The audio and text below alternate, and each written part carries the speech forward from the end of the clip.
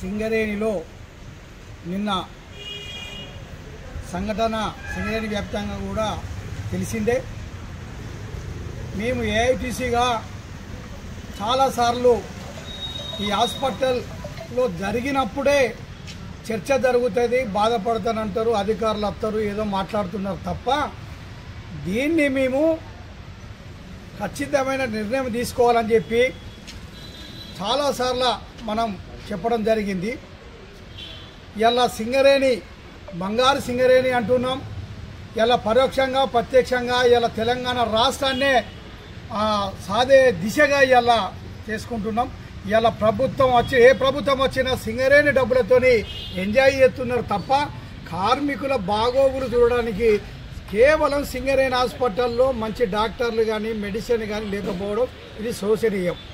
ఇలా ఈ ప్రాంత అధికారులు కానీ లేదా సింగరేణి వ్యాప్తంగా ఉన్న రాజకీయ నాయకులు కానీ లేదా అధికారులు కానీ ఎవరైనా కానీ దీన్ని ఒకసారి ఆలోచించమని చెప్తున్నాం. మేము ఇలా ప్రాణాలు పోతుంటే ఆందోళన చేస్తుంటే అప్పటి వరకే మాట్లాడుతున్నాం తప్ప దీన్ని ఆలోచన చేస్తలేరు, ఆచరణలో పెట్టకుండా ఇలా ప్రాణాలు పోతున్నాయి కార్మికులై. ఇలా రిఫరల్ అన్న దాని మీద పెద్ద దందా నడుతుందని కూడా మీ సందర్భంగా చెప్తున్నాం. ఎందుకంటే ఇలా కార్మికుడు రిఫరల్గా పోతే ఇలా సగం డబ్బులు సింగరేణి, సగం డబ్బులు కార్మికుని కట్టుకుంటున్నారు.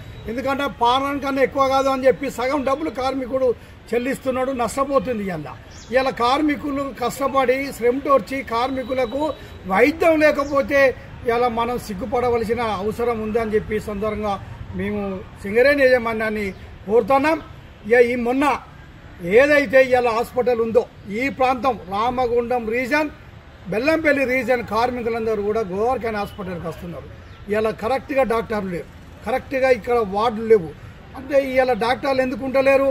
వారికి సరిపోయిన మన ఏది సదుపాయమా లేకపోతే వాళ్ళకి వేజేసి లేకనా ఏందనేది ఒకసారి యజమాన్యం ఆలోచించాలని చెప్పి సందర్భం చేస్తున్నాం.